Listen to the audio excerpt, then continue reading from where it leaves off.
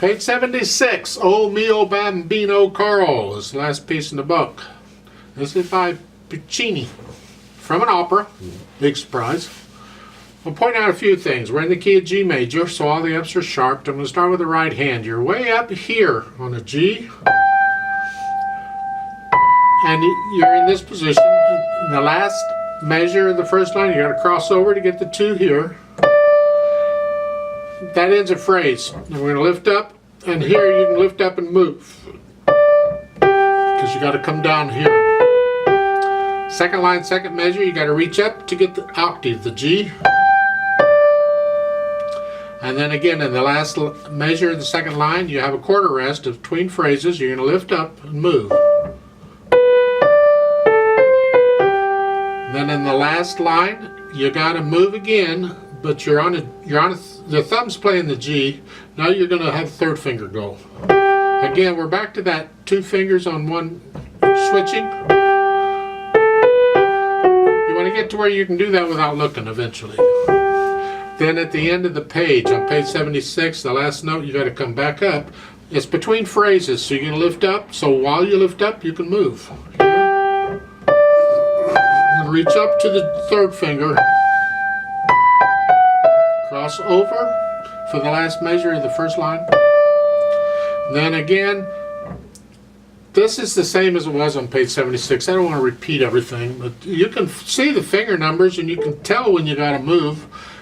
I'm hoping I'm getting to the point I'll have to point all that out. You can figure it out now on your own. And that's really about all it is for the right hand. It's a very pretty piece. And the left hand, you got broken chords all over the place. At the beginning, you got this 1 chord.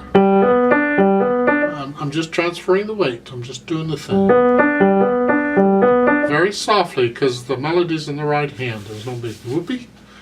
You're moving around a little bit. Look at the third line on page 76. You're starting out here, then here, and then come down to this chord. Then in the last line you come up, and then a C natural D, and then an F sharp D. Isn't the left hand having fun? Oh yes. Page 77, second line. You're starting out when your left hand comes in, it's here. Then you got the 4 chord. Going on to the third line, 5/7 chord, 1 chord, and then whatever this is. Going on. No big deal, I hope. The left hand's pretty straight. This is a straightforward piece. It's interesting. Andantino is sort of soft, you know. You'll find recordings. It's a beautiful piece. It's a vocal piece, but it's gorgeous. It's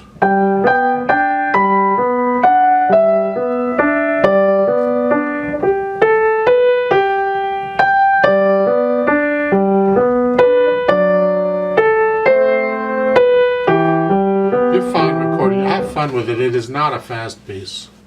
Pedal wise, let's talk about that. A lot of overlapping pedal, but I still like to hear a break in the phrasing, so I'm going to adjust the pedal slightly. At the beginning, we're going to push the notes down first and then the pedal, and we're going to change pedal at each measure. Meaning, right after I play the notes in the measure, I lift the pedal up and put it right back down. The pedal lags the hands.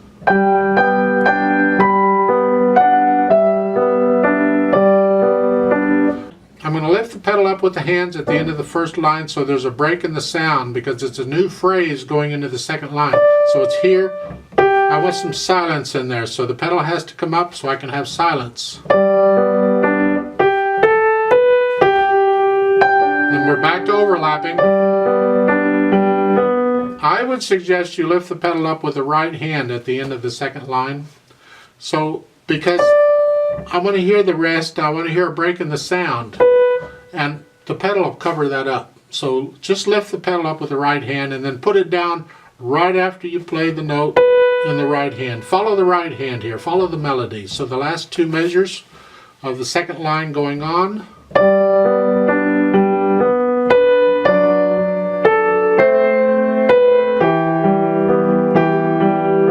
Again, at the end of the third line, I'm going to lift the pedal up at the end of the line before I go on, because I want to hear a break in the sound, the melody. So it's the last 2 measures of the third line is this.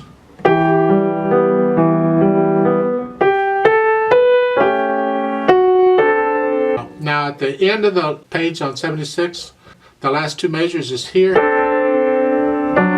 The A is tied, you don't play it again, and the pedal stays down, but I'm still going to lift the pedal up with the right hand because I want to hear a break in the sound before I play the D. It's a new phrase. It's a pickup. So the last two measures of 76 going on is this.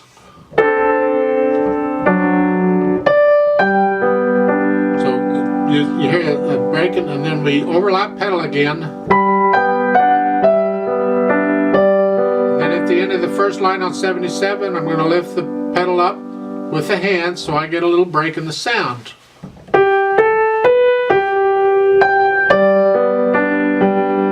On the second line, next to the last measure, I'm going to lift the pedal up with the right hand. I want to break in the sound. I want to hear the phrase. So it's here. And then I'm going to put it down immediately after I play the E, and then change it immediately after. So we're some tricky pedaling going on here.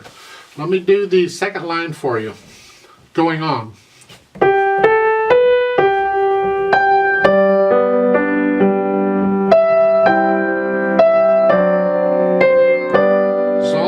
Pedal until we get to the third measure of the third line. I'm going to lift the pedal up with hands because I want to break in the sound before I go. Gets a new phrase.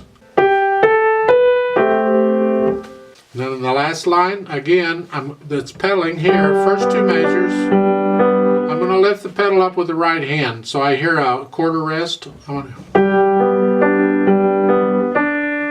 And then going on. And it's overlapping at the end, and at the very end, the pedal and the hands come up at the same time. And that's the pedal. Nothing to it, right? So I'm getting a little more advanced with the pedal as we go on, so you can handle it. I know you can handle it too. Let's try this out slowly together. I'll give us 3 counts. You do the dynamics and all that. You feel it. Learn the piece well enough that you can start feeling and getting emotional with it, and let the dynamics flow. There's a retardando at the end, which I will ignore, but you can add that. It just get a little slower at the end. So 3 counts, here we go. Right hand is here, left hand's here, foot's on the pedal. 1, ready, go.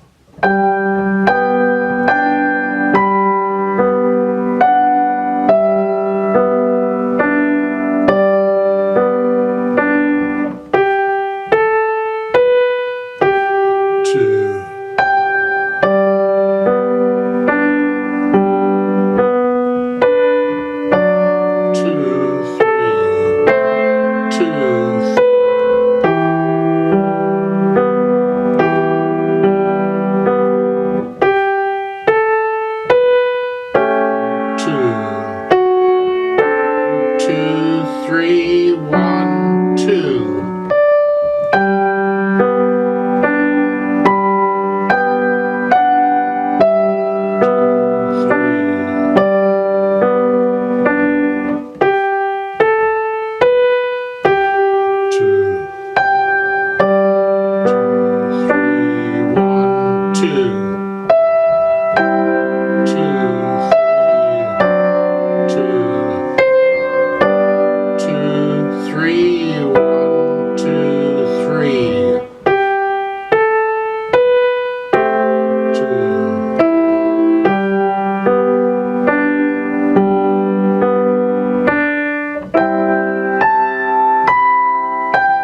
Two, 1, 2, 3, 1.